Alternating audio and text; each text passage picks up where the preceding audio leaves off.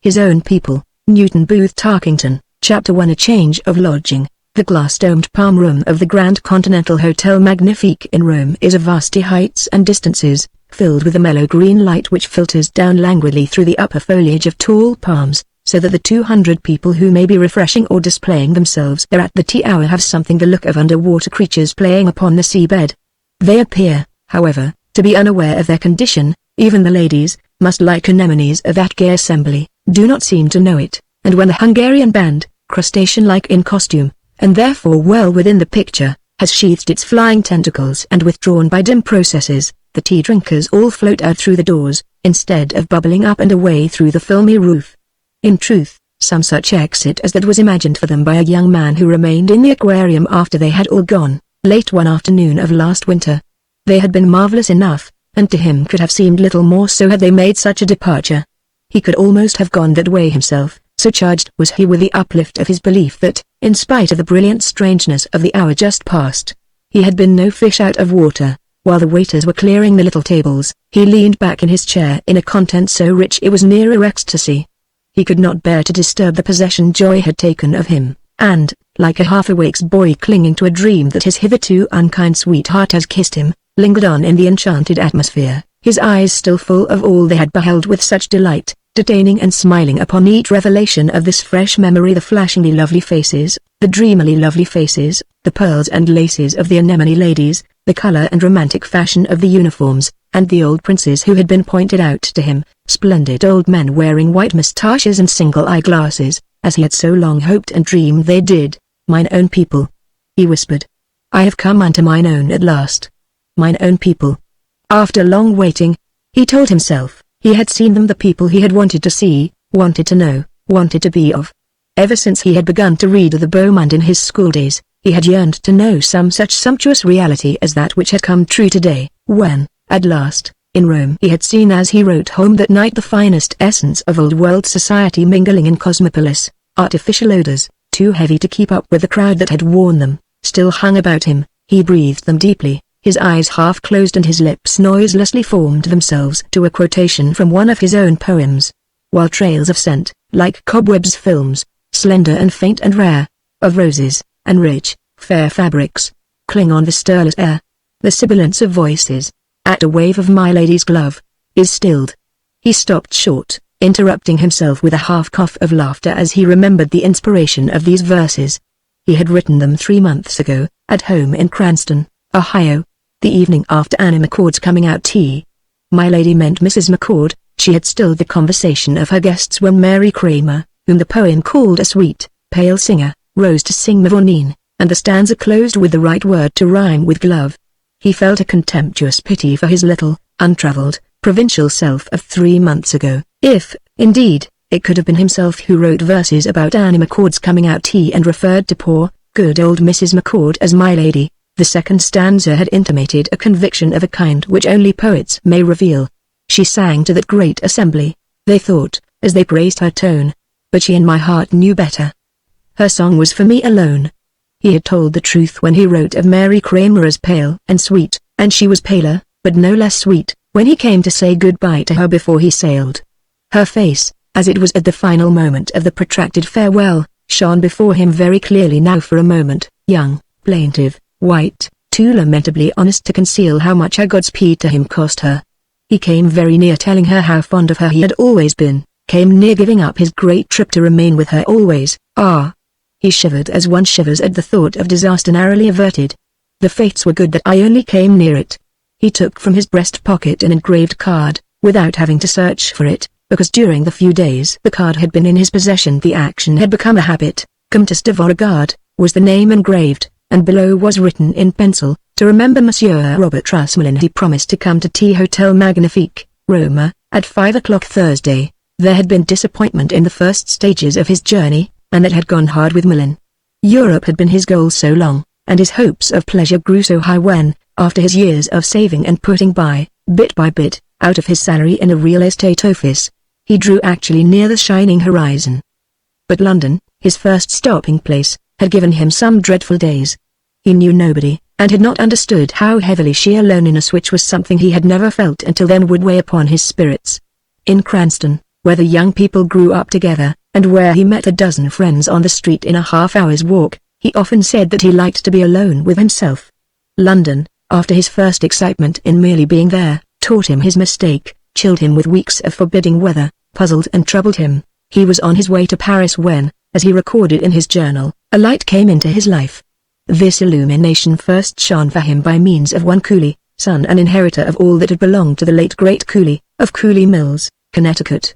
Young Cooley, a person of cheery manners and bright waistcoats, was one of Millen's few acquaintances. They had played shuffleboard together on the steamer during odd half-hours when Mr. Cooley found it possible to absent himself from poker in the smoking room, and they encountered each other again on the Channel boat crossing to Calais. "Hey," was Mr. Cooley's lively greeting. "I'm meeting lots of people I know today. You running over to Paris, too? Come up to the boat deck and meet the Countess de Beauregard." "Who?" said Millen, red with pleasure, yet fearing that he did not hear aright. "The Countess de Beauregard. Queen. Met her in London. Sned introduced me to her. You remember Sned on the steamer? Baldish Englishman, red-nosed, doesn't talk much, younger brother of Lord Rugden, so he says. Played poker some. Well, yes, I saw him. I didn't meet him. You didn't miss a whole lot. Fact is, before we landed I almost had him sized up for queer, but when he introduced me to the Countess I saw my mistake. He must be the real thing. She certainly is. You come along up and see." So Millen followed, to make his bow before a thin, dark, charmingly pretty young woman, who smiled up at him from her deck chair through an enhancing mystery of veils, and presently he found himself sitting beside her. He could not help trembling slightly at first, but he would have given a great deal if, by some miraculous vision, Mary Kramer and other friends of his in Cranston could have seen him engaged in what he thought of as conversational badinage with the Countess de Beauregard. Both the lady and her name thrilled him. He thought he remembered the latter in Froissart. It conjured up baronial halls and donjon keeps, rang resonantly in his mind like "Let the portcullis fall." At home he had been wont to speak of the oldest families in Cranston, complaining of the invasions of new people into the social territory of the McCords and Millens and Kramers, a pleasant conception which the presence of a de Beauregard revealed to him as a petty and shameful fiction, and yet his humility, like his little fit of trembling, was of short duration. For gay geniality of Madame de Beauregard put him amazingly at ease. At Calais young Cooley, with a matter-of-course air, and not seeming to feel the need of asking permission, accompanied her to a compartment, and Millen walked with them to the steps of the coach, where he paused, murmuring some words of farewell. Madame de Beauregard turned to him with a prettily assumed dismay. "What?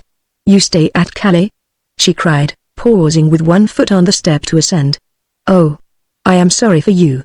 Calais is terrible." "No. I am going on to Paris." "So?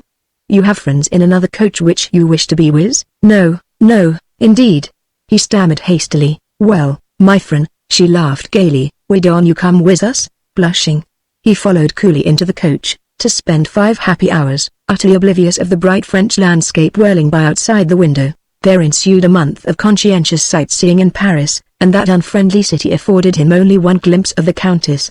She whizzed by him in a big touring car one afternoon as he stood on an aisle of safety at the foot of the Champs-Élysées. Cooley was driving the car.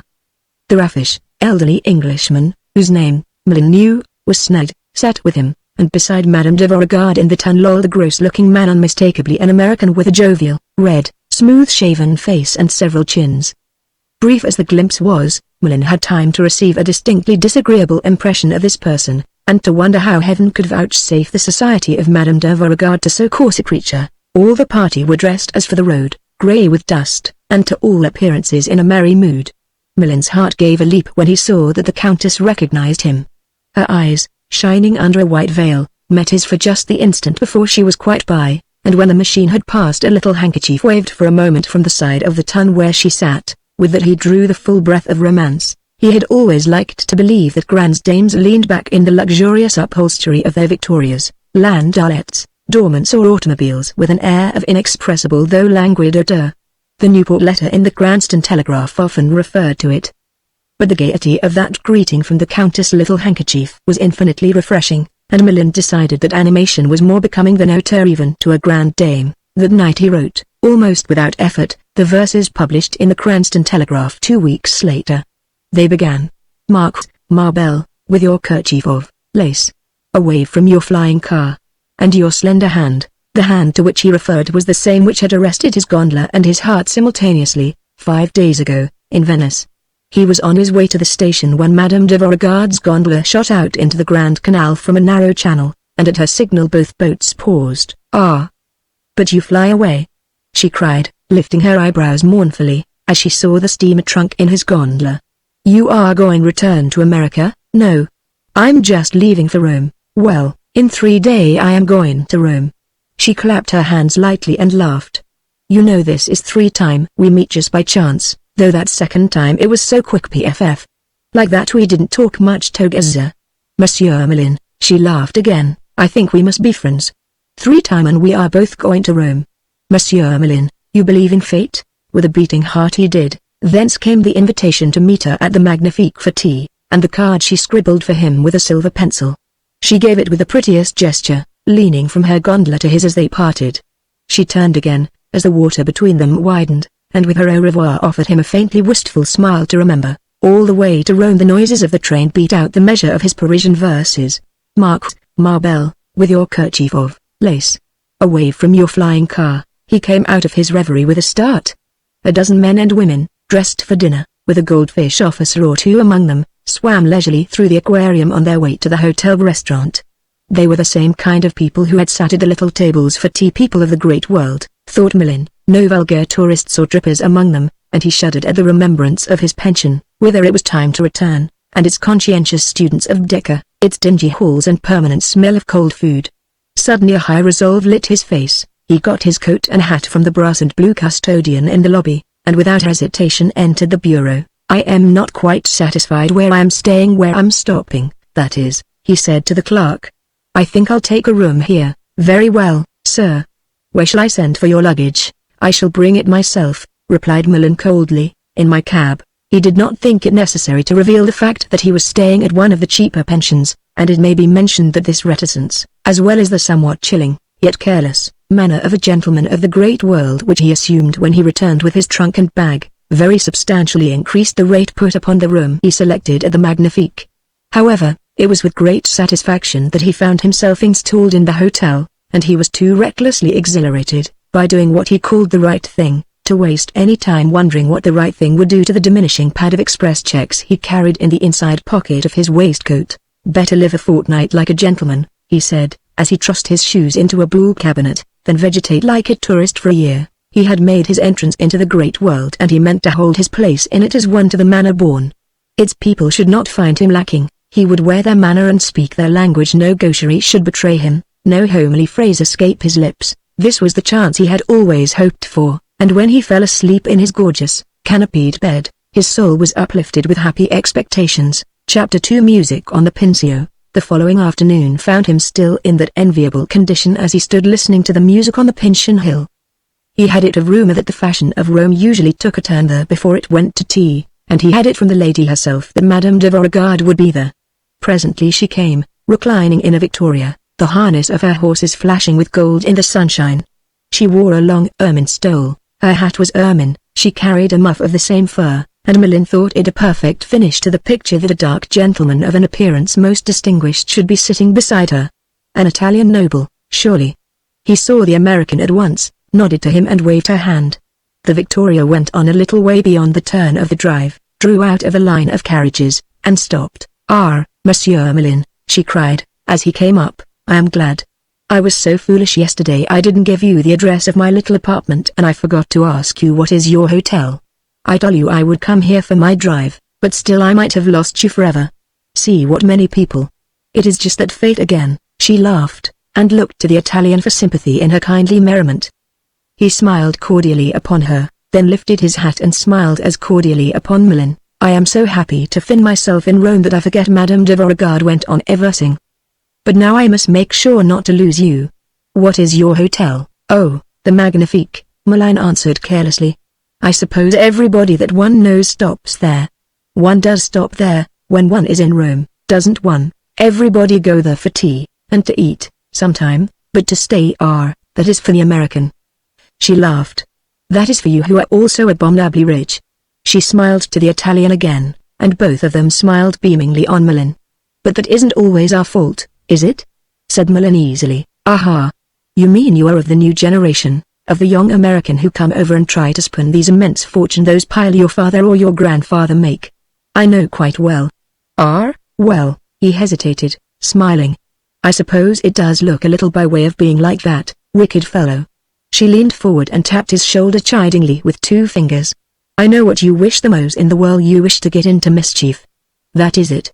No, sir, I will just take you in hand. When will you take me? He asked boldly. At this, the pleasant murmur of laughter, half actual and half suggested, with which he underlined the conversation, became loud and clear, as she allowed her vivacious glance to strike straight into his upturned eyes, and answered, as long as a little turn round the hill, now. Cavalier Corny. To Maline's surprise and delight, the Italian immediately descended from the Victoria without the slightest appearance of irritation. On the contrary, he was urbane to a fine degree, and, upon Madame de Beauregard's formally introducing him to Maline, saluted the latter with grave politeness, expressing in good English a hope that they might meet often. When the American was installed at the Countess' side, she spoke to the driver in Italian, and they began to move slowly along the Ilex Avenue, the coachman reining his horses to a walk. You speak Italian? She inquired. Oh, not a great deal more than a smattering, he replied airily, a truthful answer, inasmuch as a vocabulary consisting simply of quanti, costi and troppo cannot be seriously considered much more than a smattering. Fortunately she made no test of his linguistic attainment, but returned to her former subject. Yes, all the world today know the new class of American, she said. Your class. Many years ago we have another class which Europe didn't like. That was when the American was terrible.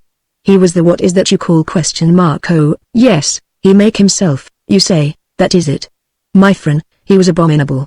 He brag, he talked through the nose, yes, and he was niggardly, rich as he was. But you young men of the new generation, you are gentlemen of the idleness, you are aristocrats, with polish and with culture. And yet you throw your money away. Yes, you throw it to poor Europe as if to a beggar. No, he protested with an indulgent laugh which confessed that the truth was really yes, your smile betray you. She cried triumphantly. More than just been guilty of that fault, I am going to tell you of others. You are not the old time what is it you say ? Yes, the goody. I have heard my great American friend, Honorable Chandler Pedlo, call it the Sunday school. Is it not? Yes, you are not the Sunday school young men, you and your class. No, he said, bestowing a long glance upon a stout nurse who was sitting on a bench near the drive and attending to twins in a perambulator. No, we're not exactly dissenting parsons. No. She shook her head at him prettily. You are wicked. You are up into all the mischief. Have I not heard what wild sums you risk at your game, that poker? You are famous for it. Oh, we play, he admitted with a reckless laugh, and I suppose we do play rather high. She echoed. Susan's. But that is not all. Ha, naughty one. Have I not observed you looking at these pretty creature, the little contadina girl, and the poor ladies who have hired their carriages for 2 lire to drive up and down the Pincio in their dress and be admired by the young American while the music play? Which one, I wonder, is it on whose wrist you would most like to fasten a bracelet of diamonds? Wicked, I have watched you look at them. No, he interrupted earnestly. I have not once looked away from you, I couldn't. Their eyes met, but instantly hers were lowered, the bright smile with which she had been rallying him faded, and there was a pause during which he felt that she had become very grave. When she spoke, it was with a little quaver, and the controlled pathos of her voice was so intense that it evoked a sympathetic catch in his own throat. But, my friend, if it should be that I cannot wish you to look so at me, or to speak so to me, I beg your pardon. He exclaimed, almost incoherently. I didn't mean to hurt your feelings. I wouldn't do anything you'd think ungentlemanly for the world. Her eyes lifted again to his with what he had no difficulty in recognizing as a look of perfect trust, but, behind that, he perceived a darkling sadness. I know it is true, she murmured. I know. But you see, there are times when a woman has sorrow of one kind, when she must be sure that there is only respect in the hearts of her friends. With that, the intended revelation was complete, and the young man understood, as clearly as if she had told him in so many words, that she was not a widow and that her husband was the cause of her sorrow. His quickened instinct marvelously divined, or else it was conveyed to him by some intangible method of hers, that the Count de Beauregard was a very bad case, but that she would not divorce him. I know, he answered, profoundly touched. I understand. In silent gratitude she laid her hand for a second upon his sleeve.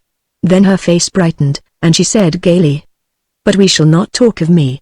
Let us see how we can keep you out of mischief at least for a little while. I know very well what you will do tonight. You will go to Salon Margarito and sit in a box like all the wicked Americans. No, indeed, I shall not. Yes, you will. She laughed. But until dinner let me keep you from wickedness.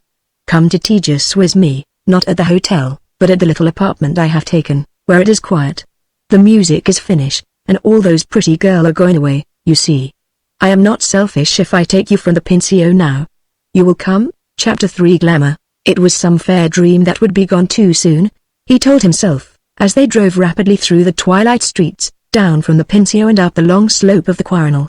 They came to a stop in the grey courtyard of a palazzo, and ascended in a sleepy elevator to the 5th floor. Emerging, they encountered a tall man who was turning away from the countess' door, which he had just closed.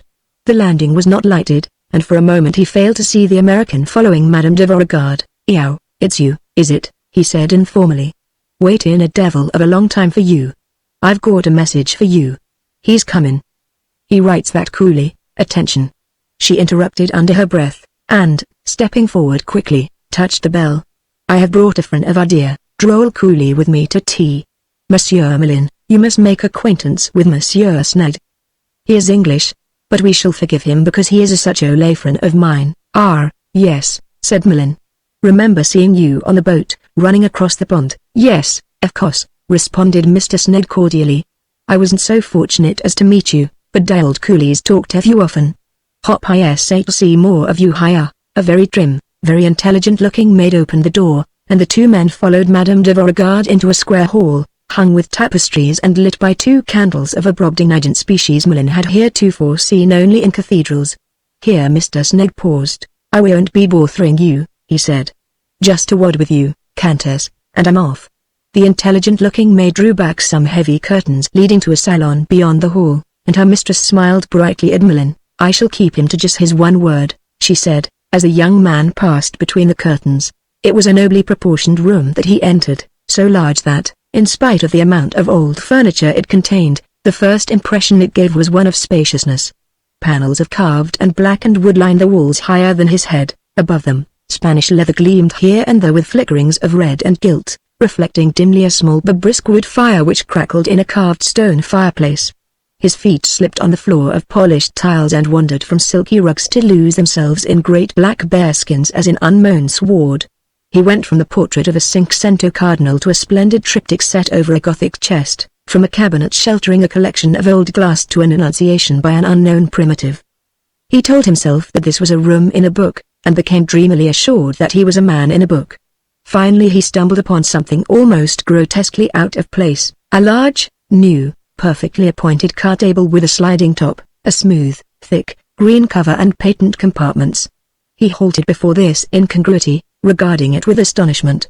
Then a light laugh rippled behind him, and he turned to find Madame de Beauregard seated in a big red Venetian chair by the fire. She wore a black lace dress, almost severe in fashion, which gracefully emphasized her slenderness, and she sat with her knees crossed, the firelight twinkling on the beads of her slipper, on her silken instep, and flashing again from the rings upon the slender fingers she had clasped about her knee. She had lit a thin, long Russian cigarette. "You see?" She laughed. "I must keep up with the time. I must do something to hold my friends about me. Even the ladies like to play now that bridge which is so tiresome. They play. And you Americans, you refuse to endure us if we do not let you play. So for my friends when they come to my house if they wish it, there is that foolish little table. I fear," she concluded with a bewitching affectation of sadness, "they prefer that to talking with me. You knows that couldn't be so, Comtesse," he said. "I would rather talk to you than. Yes, you say so, monsieur." She looked at him gravely, a little sigh seemed to breathe upon her lips. She leaned forward nearer the fire, her face wistful in the thin, rosy light, and it seemed to him he had never seen anything so beautiful in his life. He came across to her and sat upon a stool at her feet. "On my soul," he began huskily, "I swear." She laid her finger on her lips, shaking her head gently, and he was silent, while the intelligent maid at that moment entering arranged a tea table and departed. "American and Russian, they are the worse," said the Countess thoughtfully, as she served him with a generous cup, laced with rum, "but the American he is the best to play with." Mellin found her irresistible when she said whiz. "Why is that?" "Oh, the Russian play high, Yes, but the American. She laughed delightedly and stretched her arms wide. He make it all a joke. He is big like his big country. If he win or lose, he don't care. Ah, I must tell you of my great American friend, that Honorable Chandler Pedlo, who is coming to Rome. You have heard of Honorable Chandler Pedlo in America? I remember hearing that name. Ah, I shall make you know him. He is a man of distinction. He did sit in your Chamber of Deputies. What do you call it? ? Yes, your Congress. He is funny, eccentric, always he roar like a lion. ! But so simple, so good, a man of such fine heart, so lovable. I'll be glad to meet him, said Millen coldly. Anne, oh, yes, I almost forget to tell you, she went on, your friend, the dear Cooley, he is on his way from Monte Carlo in his automobile. I have a note from him today. Good sort of fellow, little Cooley, in his way, remarked her companion graciously. Not especially intellectual or that, you know. His father was a manufacturer chap, I believe, or something of the sort. I suppose you saw a lot of him in Paris, eh? I thought he is dead, cried Madame de Beauregard. The father is. I mean, little Cooley. Oh, yes, she laughed softly. We had some gay times, a little party of us. We shall be happy here, too, you will see. I must make a little dinner very soon, but not unless you will come. You will? Do you want me very much? He placed his empty cup on the table and leaned closer to her, smiling. She did not smile in response. Instead, her eyes fell and there was the faintest, pathetic quiver of her lower lip. Already you know that, she said in a low voice. She rose quickly, turned away from him and walked across the room to the curtains which opened upon the hall. One of these she drew back. My friend, you must go now, she said in the same low voice. Tomorrow I will see you again. Come at 4 and you shall drive with me, but not more now. Please. She stood waiting, not looking at him, but with head bent and eyes veiled. As he came near she put out a limp hand. He held it for a few seconds of distinctly emotional silence, then strode swiftly into the hall. She immediately let the curtain fall behind him, and as he got his hat and coat he heard her catch her breath sharply with a sound like a little sob. Dazed with glory, he returned to the hotel. In the lobby he approached the glittering concierge and said firmly, "What is the Salon Margarita? Can you get me a box that tonight?" Chapter 4 Good Fellowship. He confessed his wickedness to Madame de Beauregard the next afternoon as they drove out the Appian Way. A fellow must have just a bit of a fling, you know, he said, and, really, Salon Margarita isn't so tremendously wicked. She shook her head at him in friendly raillery. Ah, that may be, but how many of those little dancing girls have you invited to supper afterward? This was a delicious accusation, and though he shook his head in virtuous denial he was before long almost convinced that he had given a rather dashing supper after the vaudeville and had not gone quietly back to the hotel, only stopping by the way to purchase an orange and a pocketful of horse chestnuts to eat in his room. It was a happy drive for Robert Rusmillin, though not happier than that of the next day. 3 afternoons they spent driving over the Campagna, then back to Madame de Beauregard's apartment for tea by the firelight, till the enraptured American began to feel that the dream in which he had come to live must of happy necessity last forever. On the 4th afternoon, as he stepped out of the hotel elevator into the corridor, he encountered Mr. Sneyd. Just stopped in, eh? Said the Englishman, taking an envelope from his pocket. Lucky I caught you. This is for you. I just saw the Countess and she told me to give it you. Hurry and read it and come on to the American bore. Chap I want you to meet. Old Cooley's there too. Got in with his Tourancourt at noon. You will forgive, dear friend, wrote Madame de Beauregard, if I ask you that we renounce our drive today. You see, I wish to have that little dinner tonight and must make preparation. Honorable Chandler Pedlo arrived this morning, from Paris, and that droll Mr. Cooley I have learned is, coincidentally arrived also. You see, I think it would be very pleasant to have the dinner to welcome these friends on their arrival. You will come surely, or I shall be so truly miserable. You know it perhaps too well. We shall have a happy evening if you come to console us for announcing our drive. 1,000 of my prettiest wishes for you, Helene. The signature alone consoled him. To have that note from her, to own it, was like having one of her gloves or her fan. He would keep it forever, he thought. Indeed, he more than half expressed a sentiment to that effect in the response which he wrote in the aquarium, while Sneyd waited for him at a table nearby.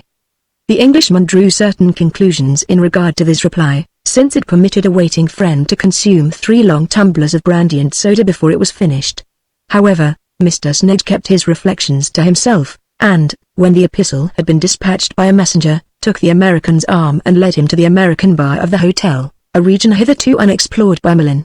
Leaning against the bar were Cooley and the man whom Mellon had seen lolling beside Madame de Beauregard in Cooley's automobile in Paris, the same gross person for whom he had instantly conceived a strong repugnance, a feeling not at once altered by a closer view. Cooley greeted Mellon uproariously and Mr. Sned introduced the fat man.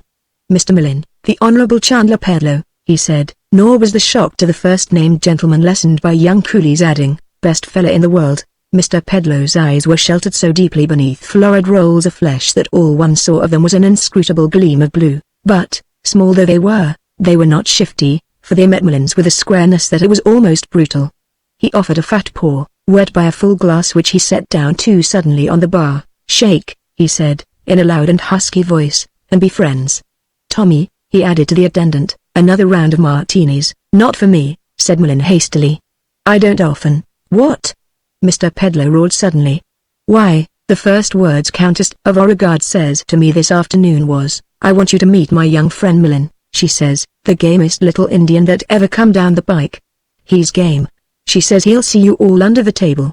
That's what the smartest little woman in the world, the Countess de Beauregard, says about you." This did not seem very closely to echo Madame de Beauregard's habit of phrasing, but Mellon perceived that it might be only the fat man's way of putting things. "You ain't going back on her, are you?" continued Mr. Pedlow. "You ain't going to make her out to lie? I tell you, when the Countess de Beauregard says a man's game, he is game." He laid his big paw cordially on Mellon's shoulder and smiled, lowering his voice to a friendly whisper. "And I'll bet $10,000 right out of my pants pocket you are game, too." He pressed a glass into the other's hand. Smiling feebly, the embarrassed Mellon accepted it. "Make it 4 more, Tommy," said Pedlow. "And here," continued this thoughtful man, "I don't go bandying no ladies' names around a barroom, that ain't my style, but I do want to propose a toast. I won't name her, but you all know who I mean." "Sure we do," interjected Cooley warmly. "Queen. That's what she is. Here's to her," continued Mr. Pedlow. "Here's to her brightest and best, and no heel taps. And now let's set down over in the corner and take it easy. It ain't hardly 5 o'clock yet, and we can set here comfortable, getting ready for dinner, until 6:30, anyway." Whereupon the 4 seated themselves about a taburet in the corner, and, a waiter immediately bringing them 4 fresh glasses from the bar, Mellon began to understand what Mr. Pedlow meant by getting ready for dinner. The burden of the conversation was carried almost entirely by the Honorable Chandler, though Cooley, whose boyish face was deeply flushed, now and then managed to interrupt by talking louder than the fat man. Mr. Sned sat silent. "Good ole Sned," said Pedlow. "He never talks, just saws wood. Only Britisher I ever liked. Plays cards like a goat." "He played a mighty good game on the steamer," said Cooley warmly. "I don't care what he did on the steamer. He played like a goat the only time I ever played with him." "You know he did. I reckon you was there." "Should say I was there." "He played mighty well, like a goat," reiterated the fat man firmly. "Nothing of the sort. You had a run of hands, that was all. Nobody can go against the kind of luck you had that night, and you took it away from Sned and me in rolls. But we'll land you pretty soon, won't we, ole Sneddy?" "We s'll have a shot at him, at least," said the Englishman. "Perhaps he won't want us to try," young Cooley pursued derisively. "Perhaps he thinks I play like a goat, too." Mr. Pedlow threw back his head and roared. "Give me some easy. You don't know no more how to play a hand of cards than a giraffe does. I'll throw in all of my Blue Gulch gold stock, and it's worth $800,000. If it's worth a cent, I'll put it up against the tin automobile of yours, divide chips even, and play you freeze out for it. You play cards? Go learn hopscotch, you wait," exclaimed the other indignantly. "Next time we play we'll make you look so small you'll think you're back in Congress." At this Mr. Pedlow again threw back his head and roared, his vast body so shaken with mirth that the glass he held in his hand dropped to the floor. "There," said Cooley, "that's the second martini you've spilled. You're 2 behind the rest of us. What of it?" bellowed the fat man. "There's plenty comin', ain't there?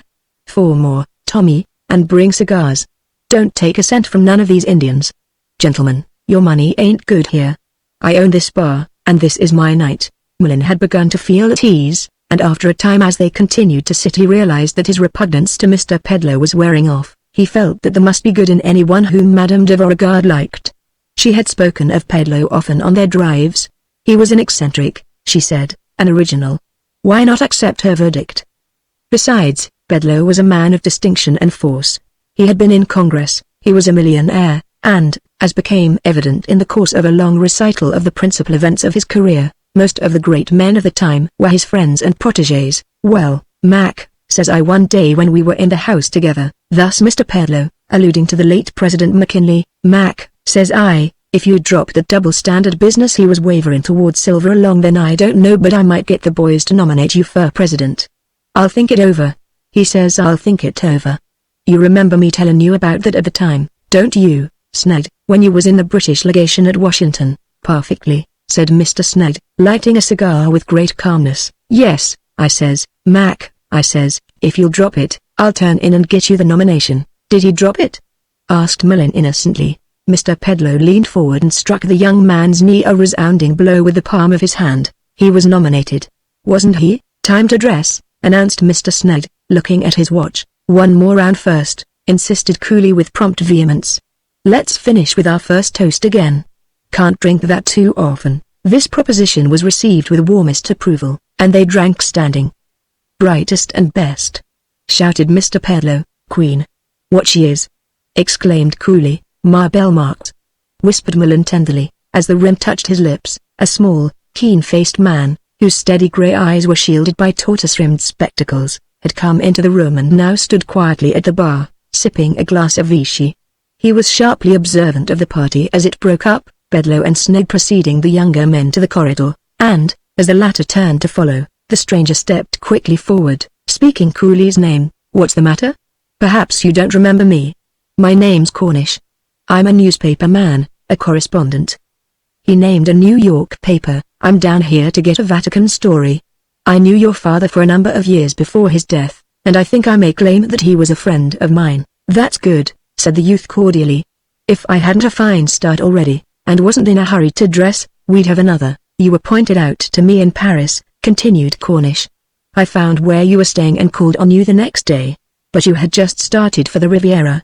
He hesitated, glancing at Millen. Can you give me half a dozen words with you in private? You'll have to excuse me, I'm afraid. I've only got about 10 minutes to dress. See you tomorrow. I should like it to be as soon as possible, the journalist said seriously. It isn't on my own account, and all right. You come to my room at 10 tomorrow morning? Well, if you can't possibly make it tonight, said Cornish reluctantly. I wish, can't possibly, and Cooley, taking Millen by the arm, walked rapidly down the corridor. Funny old correspondent, he murmured. What do I know about the Vatican? Chapter 5 Lady Mount Rhyswicke. The four friends of Madame de Beauregard were borne to her apartment from the Magnifique in Cooley's big car. They sailed triumphantly down and up the hills in a cool and bracing air, under a moon that shone as brightly for them as it had for Caesar, and Millen's soul was buoyant within him. He thought of Cranston and laughed aloud. What would Cranston say if he could see him in a 60-horse touring car, with 2 millionaires and an English diplomat, brother of an earl, and all on the way to dine with a countess? If Mary Kramer could see him. Poor Mary Kramer. Poor little Mary Kramer. A manservant took their coats in Madame de Beauregard's hall, where they could hear through the curtains the sound of one or two voices in cheerful conversation. Sned held up his hand. Listen, he said. Surely, that isn't Lady Mount Rhyswicke's voice. She couldn't be in Riom always a Rhyswicke coursel for December. By Jeff, it is. Nothing of the kind, said Bedloe. I know Lady Mount Rhyswicke as well as I know you. I started her father in business when he was clerking behind a counter in Liverpool. I give him the money to begin on. Make good, says I, that's all. Make good. And he done it, too. Educated his daughter fit for a princess, married her to Mount Rhyswicke, and when he died left her $10 million if he left her a cent. I know Madge Mount Rhyswicke and that ain't her voice. A peal of silvery laughter rang from the other side of the curtain. They've heard you, said Cooley, and who could help it? Madame de Beauregard herself threw back the curtains. Who could help hear our great, dear, Olay lion? How he roar. She wore a white velvet princess gown of a fashion which was a shade less than what is called daring, with a rope of pearls falling from her neck and a diamond star in her dark hair. Standing with one arm uplifted to the curtains, and with the mellow glow of candles and firelight behind her, she was so lovely that both Millen and Cooley stood breathlessly still until she changed her attitude. This she did only to move toward them, extending a hand to each, letting Cooley seize the right and Millen the left. Each of them was pleased with what begot, particularly Milan. The left is nearer the heart, he thought. She led them through the curtains, not withdrawing her hands until they entered the salon. She might have led them out of her fifth-story window in that fashion, had she chosen, my two wicked boys. She laughed tenderly. This also pleased both of them, though each would have preferred to be her only wicked boy, a preference which, perhaps, had something to do with the later events of the evening. Aha! I know you both. Before 20 minutes you will be making love to Lady Mount Rhyswicke. Behold those two already. And they are only olefrons. She pointed to Pedlo and Sned. The fat man was shouting at a woman in pink satin, who lounged, half reclining, among a pile of cushions upon a divan near the fire, Sned gallantly bending over her to kiss her hand. It is a very little dinner, you see, continued the hostess, only 7, but we shall be 7 times happier. The 7th person proved to be the Italian, Corny, who had surrendered his seat in Madame de Beauregard's Victoria to Milan on the Pincio. He presently made his appearance followed by a waiter bearing a tray of glasses filled with a pink liquid, while the Countess led her two wicked boys across the room to present them to Lady Mount Rhyswicke. Already Milan was forming sentences for his next letter to the Cranston Telegraph. Lady Mount Rhyswicke said to me the other evening, while discussing the foreign policy of Great Britain, in Comtesse de Beauregard's salon. An English peeress of pronounced literary acumen has been giving me rather confidentially her opinion of our American poets. The inspiration of these promising fragments was a large, weary-looking person, with no lack of powdered shoulder above her pink bodice and a profusion of undulated hair of so decided a blonde that it might have been suspected that the decision had lain with the lady herself. Howgsto, she said languidly, when Milan's name was pronounced to her. There's a man behind you trying to give you something to drink. Who was it said these were martinis? Snorted Pedlo. They've got perfumery in 'em. Ah, what a bad line it is. Madame de Beauregard lifted both hands in mock horror. Raw, Lan, raw, she cried. And think of the emotion of our good Cavalier Corny, who have come an hour early just to make them for us. I ask Monsieur Milan if it is not good, and I'll leave it to Cooley, said Pedlo. If he can drink all of his I'll eat crow. Thus challenged, the two young men smilingly accepted glasses from the waiter, and lifted them on high. Same toast, said Cooley. Queen, a la belle marked. Gallantly they drained the glasses at a gulp, and Madame de Beauregard clapped her hands. Bravo! She cried. You see? Corny and I, we win. Look at their faces, said Mr. Pedlo, tactlessly drawing attention to what was, for the moment, an undeniably painful sight. Don't tell me an Italian knows how to make a good martini. Milan profoundly agreed, but, as he joined the small procession to the Countess' dinner table, he was certain that an Italian at least knew how to make a strong one. The light in the dining room was provided by 6 heavily shaded candles on the table, the latter decorated with delicate lines of orchids. The chairs were large and comfortable, covered with tapestry, the glass was old Venetian, and the servants, moving like useful ghosts in the shadow outside the circle of mellow light, were particularly efficient in the matter of keeping the wine glasses full. Madame de Beauregard had put Pedlo on the right, Cooley on her left, with Milan directly opposite her, next to Lady Mount Rhyswicke. Milan was pleased, because he thought he would have the Countess's face toward him. Anything would have pleased him just then. This is the kind of table everybody ought to have, he observed to the party in general, as he finished his first glass of champagne. I'm going to have it like this at my place in the States if I ever decide to go back. I'll have 6 separate candlesticks like this, not a candelabrum, and that will be the only light in the room. And I'll never have anything but orchids on my table. For my part, Lady Mount Rhyswicke interrupted in the loud, tired monotone which seemed to be her only manner of speaking, I like more light. I like all the light that's going. If Lady Mount Rhyswicke sat at my table, returned Milan dashingly, I should wish all the light in the world to shine upon so happy an event. Hear the man. She drawled. He's proposing to me. Thinks I'm a widow. There was a chorus of laughter, over which rose the bellow of Mr. Pedlo. He's game, she says, and ain't he? Across the table Madame de Beauregard's eyes met Milan's with a mocking intelligence so complete that he caught her message without need of the words she noiselessly formed with her lips. I told you you would be making love to her, he laughed joyously in answer. Why shouldn't he flirt with Lady Mount Rhyswicke? He was thoroughly happy. His Helene, his belle marked, sat across the table from him sending messages to him with her eyes. He adored her, but he liked Lady Mount Rhyswicke. He liked everybody and everything in the world.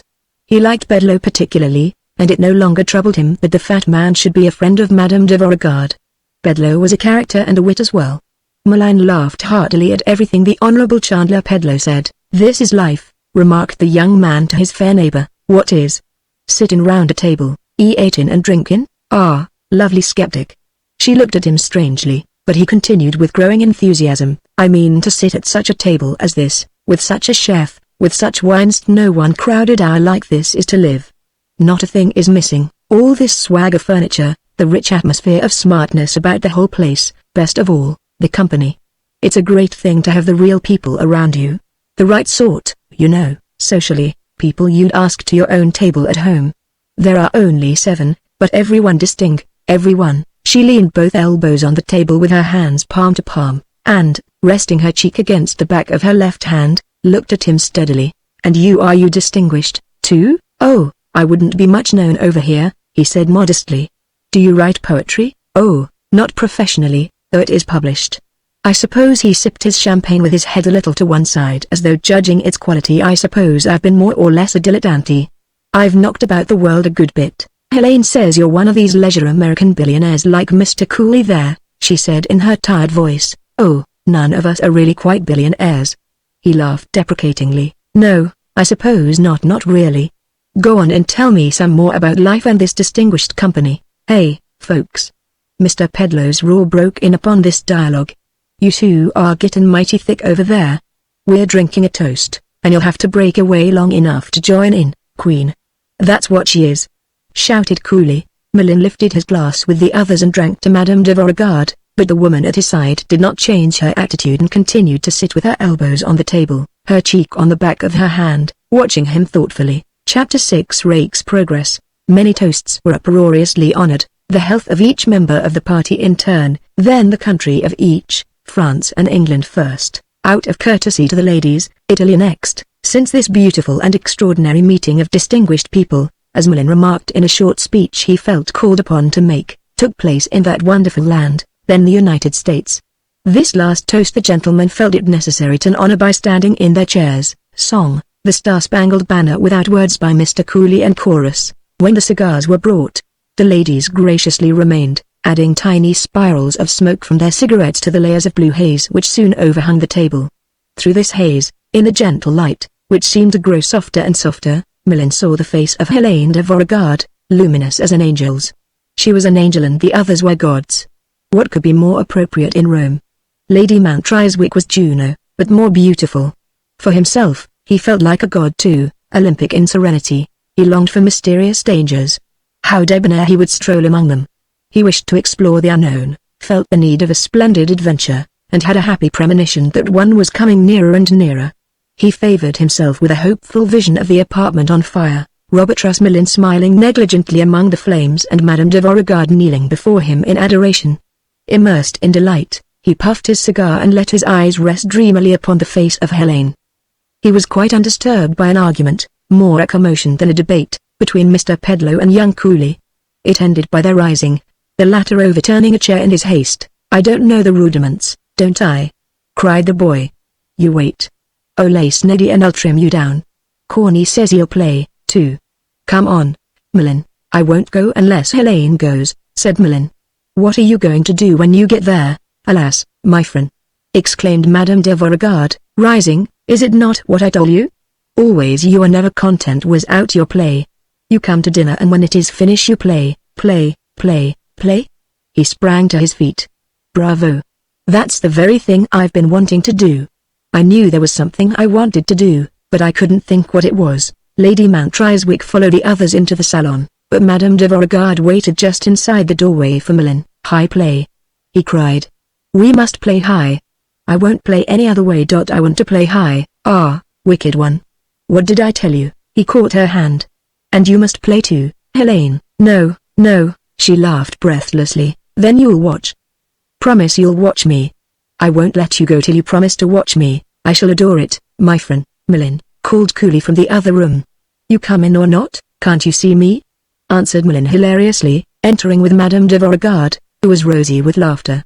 Peculiar thing to look at a man and not see him. Candles were lit in many sconces on the walls, and the card table had been pushed to the center of the room, little towers of blue, white and scarlet counters arranged upon it in orderly rows like miniature castles. "Now, then," demanded Cooley, "are the ladies going to play?" "Never," cried Madame de Beauregard. "All right," said the youth cheerfully. "You can look on.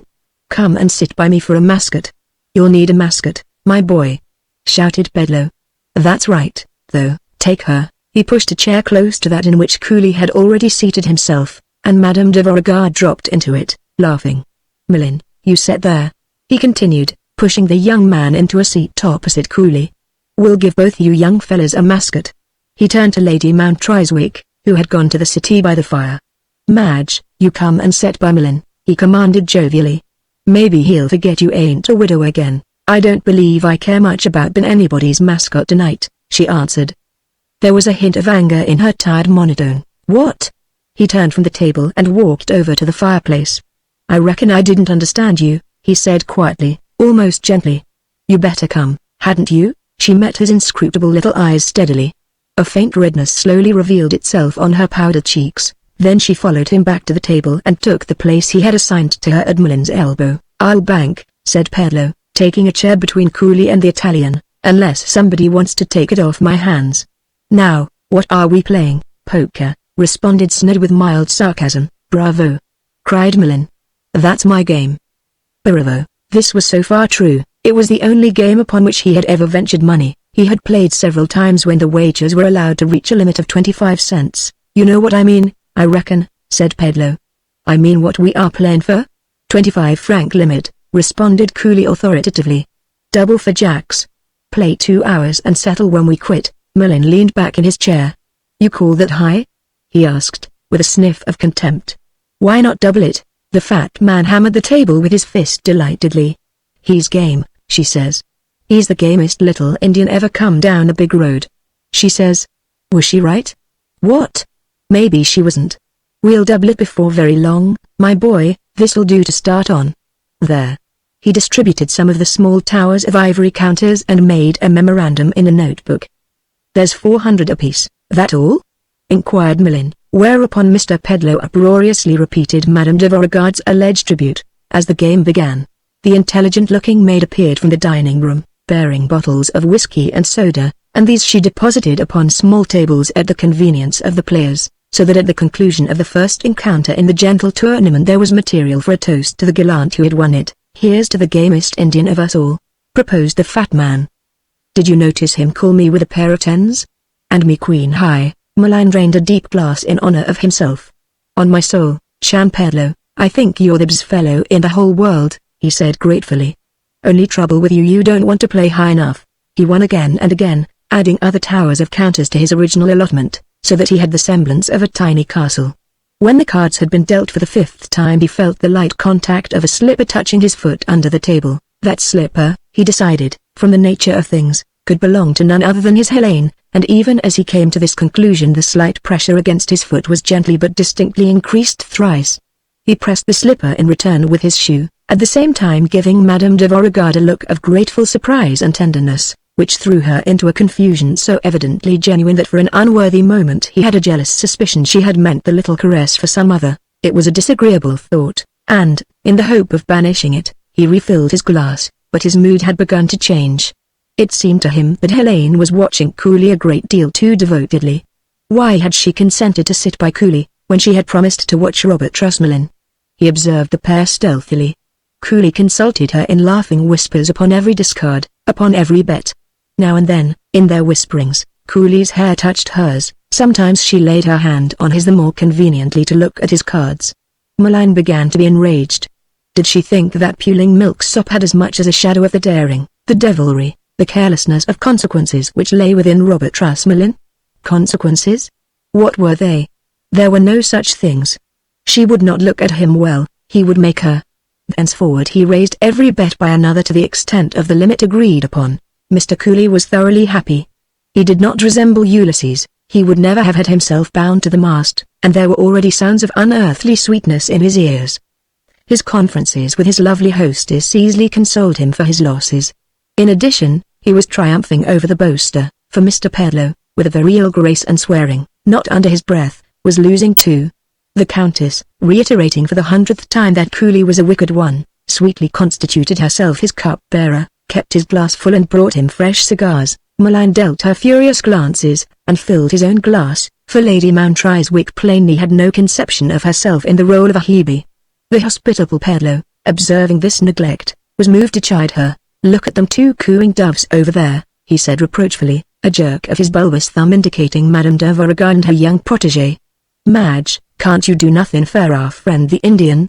Can't you even help him to soddy?" "Oh, perhaps," she answered with the slightest flash from her tired eyes. Then she nonchalantly lifted Milan's replenished glass from the table and drained it. This amused Cooley. "I like that," he chuckled. "That's one way of helping a fella. Helene, can you do any better than that?" "Ah, this dear," drawled Cooley, the tantalizing witch lifted the youth's glass to his lips and let him drink, as a mother helps a thirsty child. "Baby." She laughed endearingly, as the lovely Helene pronounced that word. Lady Mount Rhyswicke was leaning forward to replace Milan's empty glass upon the table. "I don't care whether you're a widow or not," he shouted furiously. And he resoundingly kissed her massive shoulder. There was a wild shout of laughter. Even the imperturbable Snug, who had continued to win steadily, wiped tears from his eyes, and Madame de Beauregard gave way to intermittent hysteria throughout the ensuing half-hour. For a time Milan sat grimly observing this inexplicable merriment with a cold smile. "Laugh on," he commanded with bitter satire, some 10 minutes after play had been resumed and was instantly obeyed, whereupon his mood underwent another change, and he became convinced that the world was a warm and kindly place, where it was good to live. He forgot that he was jealous of Cooley and angry with the Countess. He liked everybody again, especially Lady Mount Rhyswicke. "Won't you sit farther forward?" he begged her earnestly, "so that I can see your beautiful golden hair?" He heard but dimly the spasmodic uproar that followed. "Laugh on," he repeated with a swoop of his arm. "I don't care." "Don't you care either, Mrs. Mount Rhyswicke? Please sit where I can see your beautiful golden hair. Don't be afraid I'll kiss you again. I wouldn't do it for the whole world. You're one of the noblest women I ever knew. I feel that's true. I don't know how I know it, but I know it." Let him laugh. After this everything grew more and more hazy to him. For a time there was, in the center of the haze, a nimbus of light which revealed his cards to him and the towers of chips which he constantly called for and which as constantly disappeared like the towers of a castle in Spain. Then the haze thickened, and the one thing clear to him was a phrase from an old-time novel he had read long ago. "Debt of honor." The 3 words appeared to be written in flames against a background of dense fog.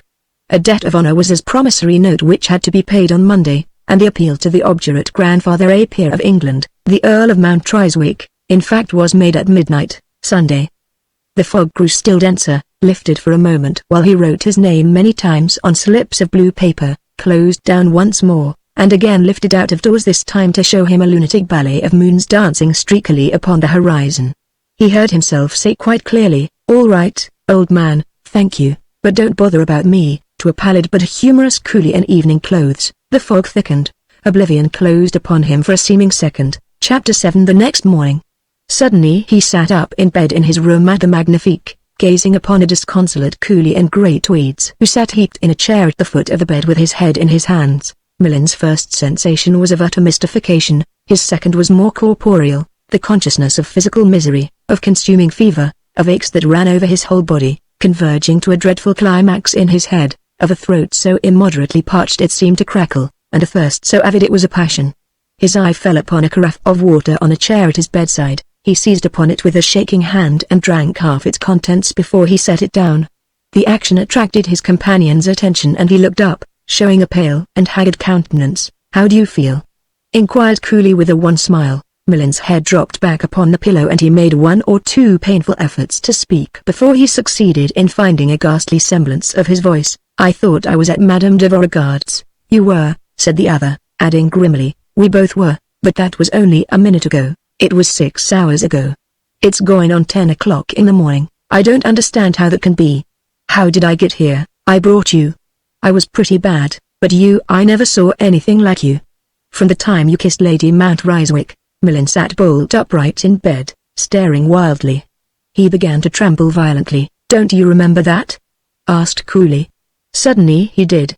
The memory of it came with inexorable clarity. He crossed forearms over his horror-stricken face and fell back upon his pillow. "Oh," he gasped. "Unspeakable. Unspeakable, Lord. Don't worry about that. I don't think she minded. It's the thought of Madame de Beauregard it kills me. The horror of it that I should do such a thing in her house. She'll never speak to me again. She oughtn't to. She ought to send her groom to beat me. You can't think what I've lost, can't I? Mr. Cooley rose from his chair and began to pace up and down the chamber. I can guess to within 1,000 francs of what I've lost. I had to get the hotel to cash a check on New York for me this morning. I've a habit of carrying all my money in bills, and a full trick, too. Well, I'm cured of it. Oh, if it were only a little money and nothing else that I'd lost. The money means nothing. Mullen choked. I suppose you're pretty well fixed. Well, so am I. Cooley shook his head, but money certainly means something to me. It wouldn't if you'd thrown away the most precious friendship of your life. See here, said Cooley, halting at the foot of the bed and looking at his stricken companion from beneath frowning brows. I guess I can see how it is with you, and I'll tell you frankly it's been the same with me. I never met such a fascinating woman in my life. She throws a regular old-fashioned spell over you. Now I hate to say it, but I can't help it, because it plain hits me in the face every time I think of it. The truth is, well, sir, I'm afraid you and me have had little red soldier coats and caps put on us and strings tied to our belts while we turned somersets for the children. I don't understand. I don't know what you're talking about. No? It seems to get more and more simple to me. I've been thinking it all over and over again. I can't help it. See here, I met Sned on the steamer, without any introduction. He sort of warmed into the game in the smoking room, and he won straight along the trip. He called on me in London and took me to meet the Countess at her hotel. We three went to the theatre and lunch and so forth a few times, and when I left for Paris she turned up on the way. That's when you met her. Couple of days later, Sned came over, and he and the Countess introduced me to dear LA friend Pedlo. So you see, I don't rightly even know who any of them really are, just took them for granted, as it were. We had lots of fun, I admit that, honking about in my car. We only played cards once, and that was in her apartment the last night before I left Paris, but that one time Pedlo won 15,000 francs from me. When I told them my plans, how I was going to motor down to Rome, she said she would be in Rome and, I tell you, I was happy as a poodle pup about it. Sned said he might be in Rome along about then, and open-hearted Ole Pedlo said not to be surprised if he turned up, too.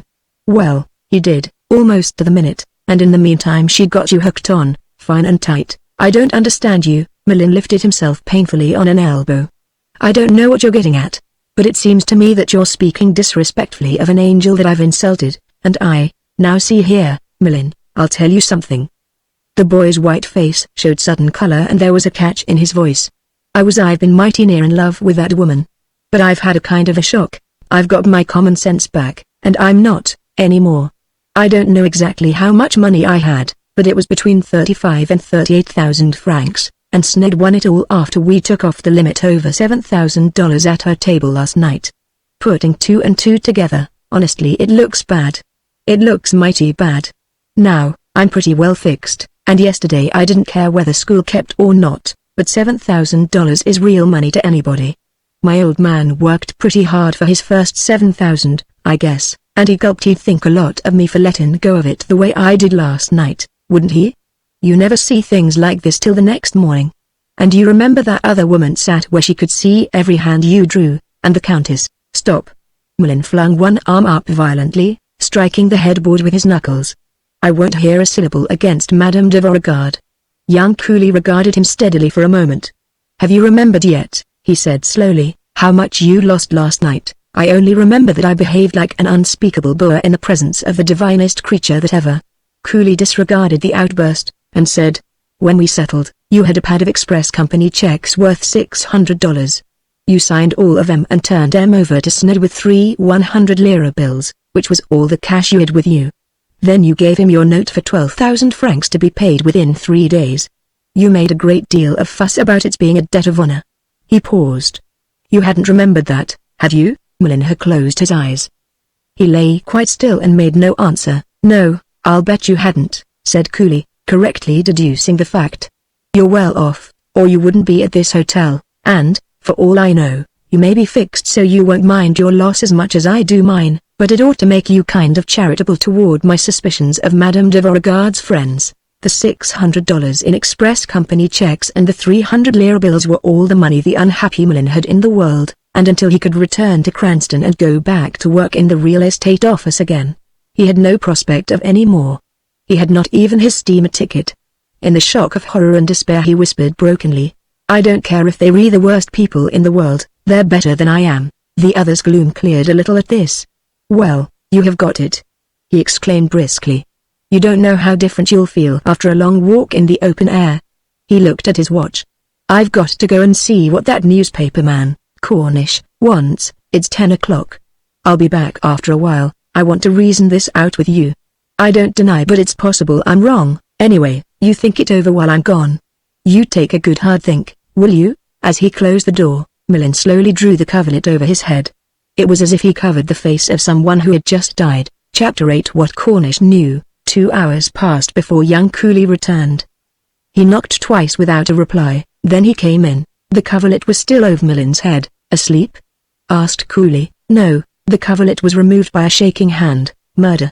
exclaimed Cooley sympathetically, at sight of the other's face. "A night off certainly does things to you. Better let me get you some." "No. I'll be all right after a while, then I'll go right ahead with our little troubles. I've decided to leave for Paris by the 1:30 and haven't got a whole lot of time. Cornish is here with me in the hall. He's got something to say that's important for you to hear, and I'm going to bring him right in." He waved his hand toward the door, which he had left open. "Come along, Cornish. Poor old Millen'll play du Barry with us and give us a morning levee while he listens in a bed with a palanquin to it. Now let's draw up chairs and be sociable." The journalist came in, smoking a long cigar, and took the chair the youth pushed toward him, but, after a twinkling glance through his big spectacles at the face on the pillow, he rose and threw the cigar out of the window. "Go ahead," said Cooley. "I want you to tell him just what you told me, and when you're through I want to see if he doesn't think I'm Sherlock Holmes' little brother." "If Mr. Millen does not feel too ill," said Cornish dryly. "I know how painful such cases sometimes." "No." Millen moistened his parched lips and made a pitiful effort to smile. "I'll be all right very soon." "I am very sorry," began the journalist, "that I wasn't able to get a few words with Mr. Cooley yesterday evening. Perhaps you noticed that I tried as hard as I could, without using actual force." He laughed to detain him. "You did your best," agreed Cooley ruefully, "and I did my worst. Nobody ever listens till the next day." "Well, I'm glad no vital damage was done, anyway," said Cornish. "It would have been pretty hard lines if you two young fellows had been poor men, but as it is you're probably none the worse for a lesson like this." "You seem to think $7,000 is a joke," remarked Cooley. Cornish laughed again. "You see, it flatters me to think my time was so valuable that a 10 minutes talk with me would have saved so much money." "I doubt it," said Cooley. 10 to 1 we'd neither of us have believed you last night." "I doubt it, too." Cornish turned to Millen. "I hear that you, Mr. Millen, are still of the opinion that you were dealing with straight people?" Millen managed to whisper yes. "Then," said Cornish, "I'd better tell you just what I know about it, and you can form your own opinion as to whether I do know or not. I have been in the newspaper business on this side for 15 years, and my headquarters are in Paris, where these people are very well known. The man who calls himself Chandler Peddler was a faro dealer for Tom Stout in Chicago when Stout's place was broken up, a good many years ago.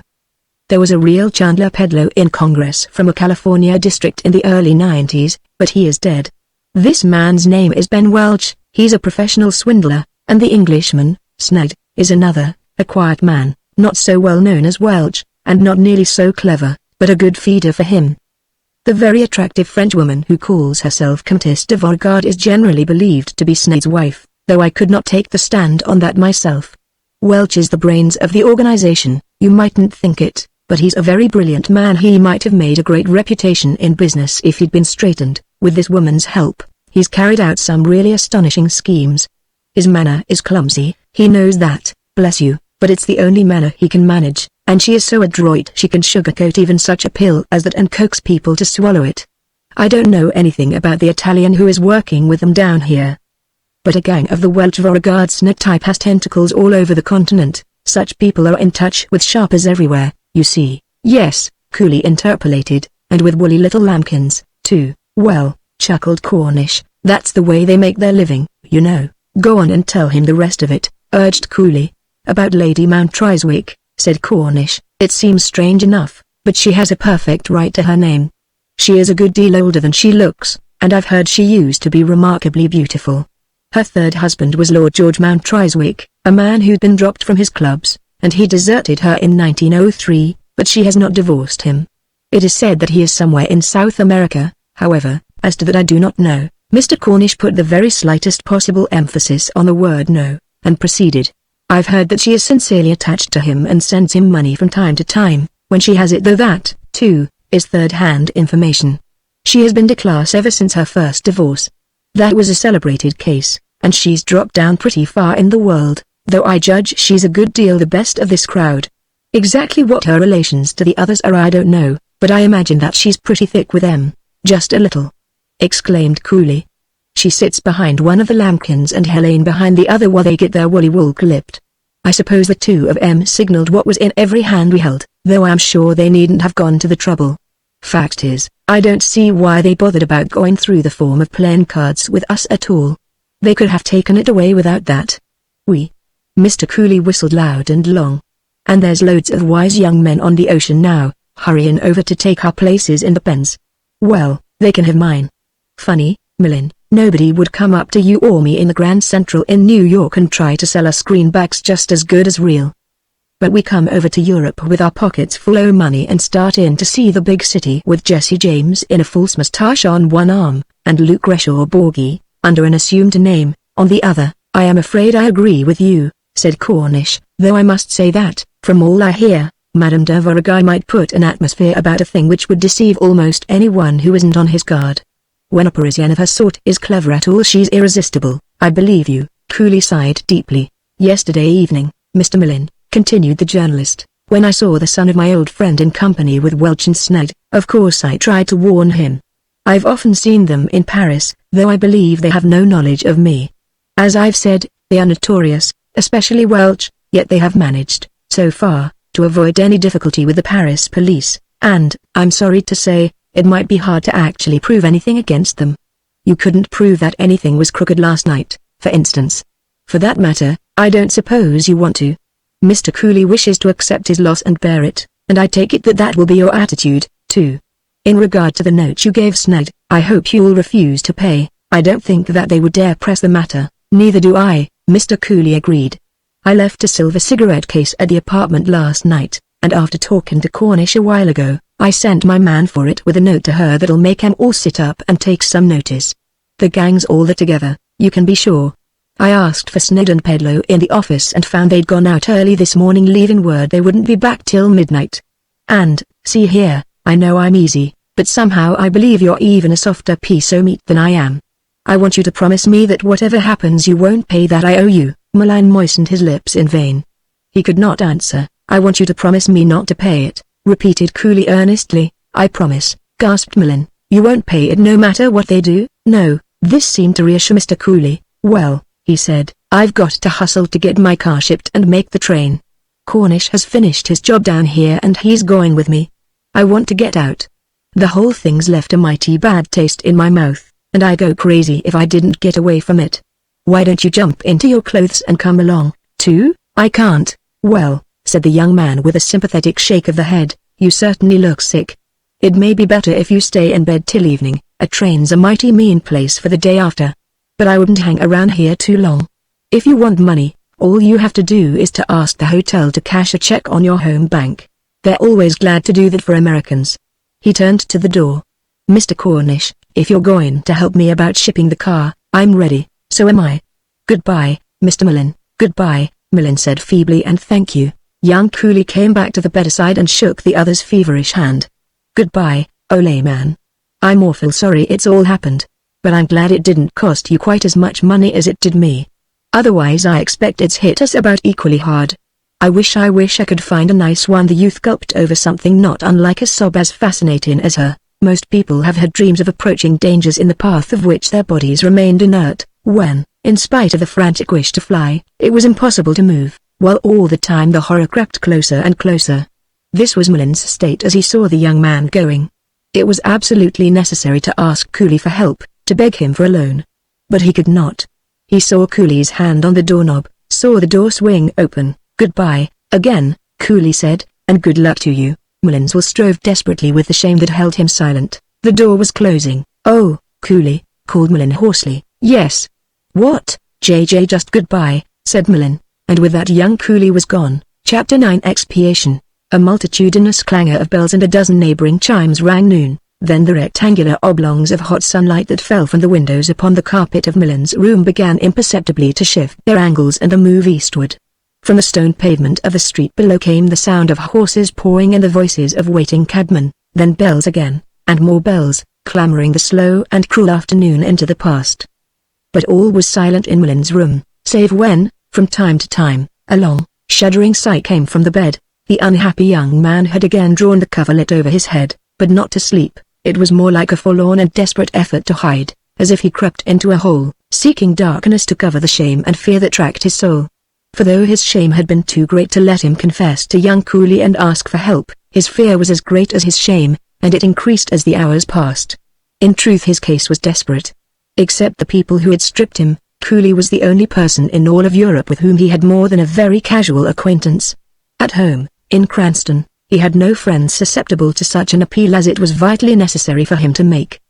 His relatives were not numerous. There were 2 aunts, the widows of his father's brothers, and a number of old maid cousins, and he had an uncle in Iowa, a country minister whom he had not seen for years. But he could not cable to any of these for money, nor could he quite conjure his imagination into picturing any of them sending it if he did. And even to cable he would have to pawn his watch, which was an old-fashioned one of silver and might not bring enough to pay the charges. He began to be haunted by fragmentary, prophetic visions confused but realistic in detail, and horridly probable of his ejectment from the hotel, perhaps arrest and trial. He wondered what they did in Italy to people who beat hotels, and, remembering what someone had told him of the dreadfulness of Italian jails, convulsive shudderings seized upon him. The ruddy oblongs of sunlight crawled nearer to the east wall of the room, stretching themselves thinner and thinner, until finally they were not there at all, and the room was left in deepening grayness. Carriages, one after the other, in unintermittent succession, rumbled up to the hotel entrance beneath the window, bringing goldfish for the Pincio and the fountains of Villa Borghese. Wild strains from the Hungarian orchestra, rhapsodical twankings of violins, and the runaway arpeggios of a zither crazed with speed mania, skipped along the corridors and lightly through Millen's door. In his mind's eye he saw the gay crowd in the watery light, the little tables where only 5 days ago he had sat with the loveliest of all the anemone-like ladies. The beautifully dressed tea drinkers were there now, under the green glass dome, prattling and smiling, those people he had called his own.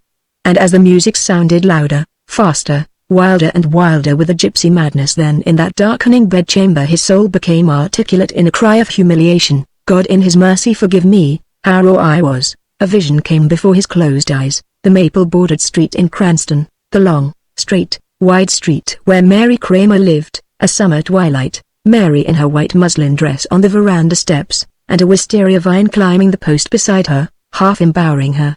How cool and sweet and good she looked. How dear and how kind she had always been to him. Dusk stole through the windows, the music ceased and the tea hour was over. The carriages were departing, bearing the gay people who went away laughing, calling last words to one another, and, naturally, quite unaware that a young man, who, 5 days before, had adopted them and called them his own, was lying in a darkened room above them, and crying like a child upon his pillow. Chapter 10. The cab at the corner. At 10 o'clock. A page bearing a card upon a silver tray knocked upon the door, and stared with wide-eyed astonishment at the disordered gentleman who opened it. The card was Lady Mount Rhyswicke's. Underneath the name was written, "If you are there, will you give me a few minutes? I am waiting in a cab at the next corner by the fountain." Millen's hand shook as he read. He did not doubt that she came as an emissary. Probably they meant to hound him for payment of the note he had given Snug, and at the thought he could have shrieked with hysterical laughter. "Do you speak English?" he asked. "Speak little." "Yes. Who gave you this card?" "Coachman," said the boy. "He waitress poster. Tell him to say that I shall be there in 5 minutes." "5 minutes?" "Yes. Goodbye." Millen was partly dressed. He had risen half an hour earlier and had been distractedly pacing the floor when the page knocked, and he completed his toilet quickly. He passed down the corridors, descended by the stairway, feeling that to use the elevator would be another abuse of the confidence of the hotel company, and slunk across the lobby with the look and the sensations of a tramp who knows that he will be kicked into the street if anybody catches sight of him. A closed cab stood near the fountain at the next corner. There was a trunk on the box by the driver, and the roof was piled with bags and rugs. He approached uncertainly. Is it Lady Mount Rhyswicke?" he stammered pitifully. She opened the door. "Yes." "Will you get in? We'll just drive round the block if you don't mind. I'll bring you back here in 10 minutes. And when he had tremulously complied, "Avanti, Coccia," she called to the driver, and the tired little cab horse began to draw them slowly along the deserted street. Lady Mount Rhyswicke maintained silence for a time, While her companion waited, his heart pounding with dreadful apprehensions. Finally she gave a short, hard laugh and said, "I saw your face by the corner light. Been having a hard day of it?" The fear of breaking down kept him from answering. He gulped painfully once or twice, and turned his face away from her. Light enough from a street lamp shone in for her to see. "I was rather afraid you'd refuse," she said seriously. "Really, I wonder you were willing to come." I was afraid not to." He choked out the confession with the recklessness of final despair. "So?" she said, with another short laugh. Then she resumed her even, tired monotone. "Your little friend Cooley's note this morning gave us all a rather fair notion as to what you must be thinking of us. He seems to have found a sort of walk-in who's who on the continent since last night. Pity for some people he didn't find it before. I don't think I'm sympathetic with your little Cooley. I guess, as you Yankees say, he can stand it." But her voice suddenly became louder. "I'm not in the business of robbing babies and orphans, no, my dear friends, nor of helping anybody else to rob them either!" Here you are. She thrust into his hand a small packet, securely wrapped in paper and fastened with rubber bands. "There's your block of express checks for $600 and your IOU to sned with it. Take better care of it next time." He had been tremulous enough, but at that his whole body began to shake violently. "What?" he quavered. "I say, take better care of it next time," she said, dropping again into her monotone. "I didn't have such an easy time getting it back from them as you might think. I've got rather a sore wrist, in fact." She paused at an inarticulate sound from him. "Oh, that's soon mended," she laughed drearily. "The truth is, it's been a good thing for me you're turning up. They're getting in too deep water for me, Helene and her friends, and I've broken with the lot, or they've broken with me, whichever it is. We couldn't hang together after the fighting we've done today. I had to do a lot of threatening and things. Welch was ugly, so I had to be ugly too. Never mind." She checked an uncertain effort of his to speak. "I saw what you were like, soon as we sat down at the table last night, how new you were and all that. It needed only a glance to see that Helene had made a mistake about you. She'd got a notion you were a millionaire like the little Cooley, but I knew better from your talk. She's clever, but she's French, and she can't get it out of her head that you could be an American and not a millionaire. Of course, they all knew better when you brought out your express checks and talked like somebody in one of the old-time storybooks about debts of honor. Even Helene understood then that the express checks were all you had." She laughed. "I didn't have any trouble getting the note back." She paused again for a moment, then resumed. "There isn't much use arguing over it all. But I want you to know one thing. Your little friend Cooley made it rather clear that he accused Helene and me of signaling. Well, I didn't. Perhaps that's the reason you didn't lose as much as he did, I can't say. And one thing more, all this isn't going to do any harm. I'm not very keen about philosophy and religion and that, but I believe if you're let in for a lot of trouble, and it only half kills you, you can get some good of it. Do you think?" He stammered. "Do you think I'm worth saving?" She smiled faintly and said, "You've probably got a sweetheart in the States somewhere, a nice girl, a pretty young thing who goes to church and thinks you're a great man, perhaps?" "Is it so?" "I am not worthy," he began, choked suddenly, then finished to breathe the same air. "That's quite right," Lady Mount Rhyswicke assured him. "Think what you'd think of her if she'd got herself into the same sort of scrape by doing the things you've been doing. And remember that if you ever feel impatient with her, or have any temptations to superiority in times to come." And yet for the moment she spoke earnestly. "You go back to your little girl, but don't you tell her a word of this. You couldn't even tell her that meeting you has helped me, because she wouldn't understand, nor do I. I can't. Oh, it's simple. I saw that if I was getting down to where I was robbing babies and orphans." The cab halted. "Here's your corner." I told him only to go round the block and come back. "Goodbye. I'm off for Amalfi. It's a good place to rest." He got out dazedly, and the driver cracked his whip over the little horse, but Millin lifted a detaining hand. "A spit," called Lady Mount Rhyswicke to the driver. "What is it, Mr. Millin?" I can't look you in the face," he stammered, his attitude perfectly corroborative of his words. I would kneel in the dust here before you. Some of the poetry you told me you write, I've never written any poetry," he said, not looking up. "Perhaps I can now. What I want to say is I'm so ashamed of it I don't know how to get the words out, but I must. I may never see you again, and I must. I am sorry, please try to forgive me. I wasn't myself when I did it." Blurt it out. "That's the best way." "I'm sorry." He floundered. "I'm sorry I kissed you." She laughed her tired laugh and said in her tired voice the last words he was ever destined to hear from her. "Oh, I don't mind, if you don't." It was so innocent. It was what decided me. One of the hundreds of good saints that belonged to Rome must have overheard her and pitied the young man, for it is ascribable only to some such special act of mercy that Merlin understood, and he did exactly what she meant.